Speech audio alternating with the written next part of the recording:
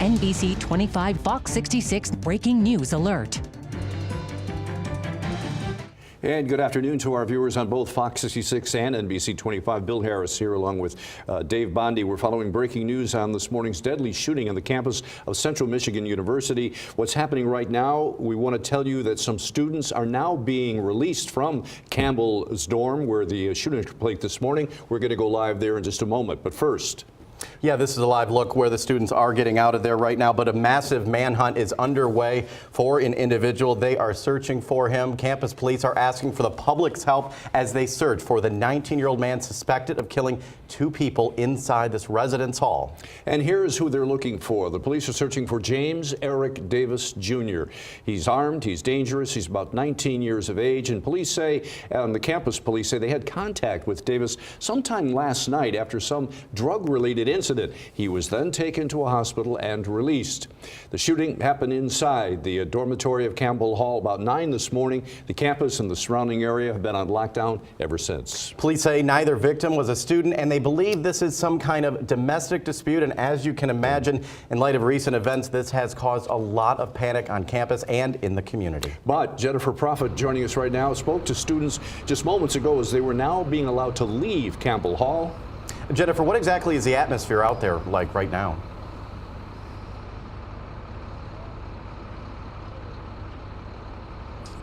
So we're on CMU's campus right now, and Campbell Hall is where the shooting took place. This building is connected to Campbell Hall, according to some students that I was able to speak with. Now, they tell me that students were recently allowed to leave the halls here, or the towers as they're called on campus, but they aren't allowed back into Campbell Hall once they do leave. Now, we can see some buses pulling up here. They're taking students to either their vehicles, which are in a back parking lot, or to the Comfort Inn. That's where parents are waiting for their students. We talked to a few shaken up students as they were leaving. They received a phone call this morning saying an active shooter was on campus, and they say they just couldn't believe it. One sophomore told me he was just discussing the high school shooting in Florida a week ago, and he woke up to this. Listen to their experiences. My mom is worried, my dad was worried, and they just want me to make sure I get home, and I just can't wait to go home. It's like the feeling was so nerve-wracking. I don't even want to be here anymore. That's how I feel. When it first happened, I definitely think I was in shock. I was just kind of it was a numbing feeling. I didn't really feel anything. All my parents and friends were texting me are you okay? And I'm like, yeah, I'm good. And I was just I don't think I fully understood. But then as the day progressed, I started feeling oh my gosh, this is real. This is happening. This is not okay. Extremely scary at first. I'm actually president of my sorority, so it dawned on me that I had all of my sisters out there. Extremely worried about all of them and extremely worried about everyone on campus, but luckily all of them are safe, and it was one of those realizations wow, this is really happening, and it's been happening all over lately, so unexpected and scary.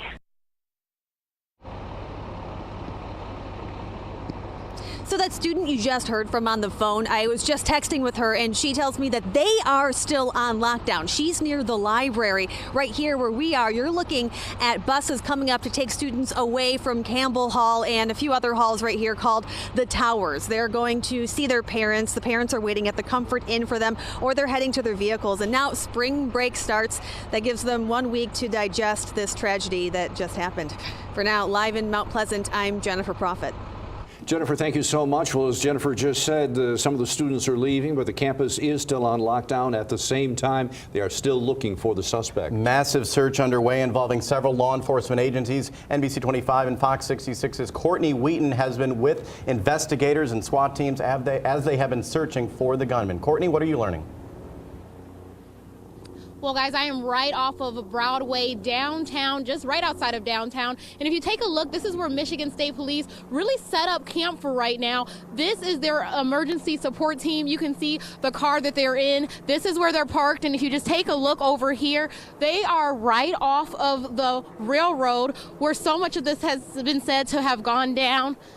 You can see them right here, one of their trucks over here. Now, for people that know the area, we are very, very close to Nelson Park. Now, you can't see everything that's happening here, but there's a lot of water down there, and they've just been on standby, really, just waiting to see if they can find that person. Now, again, right now I can hear the helicopter. You can see it in the air. It's circling. It's been circling for the last 6 hours. Now, they are so in control, and they seem like they've been talking to each other with walkie-talkies. I've been following them pretty much everywhere they've been going this morning throughout to just right now. As soon as I have more information, I'll bring it to you guys. Again, we're going to stay on this for now live in Mount Pleasant. I'm Courtney Wheaton.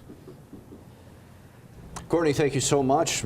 As Dave said, a lot of manpower and women power, police power now part of that investigation. Just some of the agencies that are involved. There's Alcohol, Tobacco, and Firearms, Federal Bureau of Investigation, Michigan State Police, and the lead agency at the moment, as we're told, still though, is Campus Security, Campus Police of Central Michigan University. The university updated us a few hours ago during a news conference releasing information, not a lot of information at this time, but they released the picture and a little more details of what went on. NBC 25 and Fox 66's Sarah Yeager was there. She's been there all morning long, and this afternoon she joined us now. Sarah.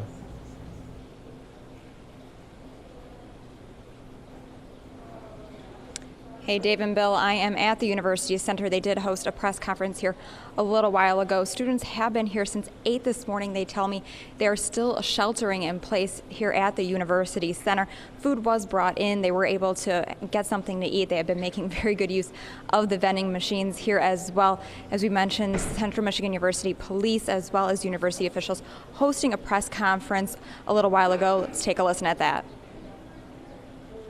Here to report that our agency is confirming that a tragic event took place on our campus here this morning. And then we are confirming that 2 individuals have been fatally injured, and the incident took place in Campbell Hall, which is part of our Towers complex. As Sherry Knight said, at this point, none of our students, faculty, or staff have been injured. They are sheltering in place at this current time. And at this point, our campus is safe.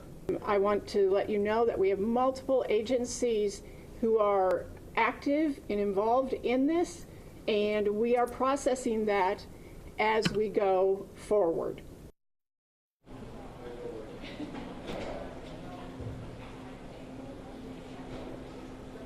Police also acknowledging they made contact with Davis already last night concerning some type of drug incident. He was taken to a local hospital, McLaren Hospital actually, where he was then later released. The shooting then, of course, we're hearing happened shortly after 8 this morning. As we said, students here still continuing to shelter in place. Parents are being asked to meet them at the Comfort Inn. They have not been given the okay to dismiss here. They're still waiting to hear if they will be getting bused here, for the students here will be getting buses to the Comfort Inn, and authorities here tell us that they will keep us updated as they learn more and as they continue their search for this suspect. Live in Mount Pleasant, I'm Sarah Yeager. Sarah, thank you very much for your reporting. We have an entire team of reporters and photographers out there, and as soon as information breaks, we'll break back into programming. That's going to do it for us for the moment. We'll be back at 4 o'clock with another schedule update. Should there be breaking developments, though, of course, we will break into programming. But now, back to your regularly scheduled Fox 66 or NBC 25 programming. Thank you for being with us.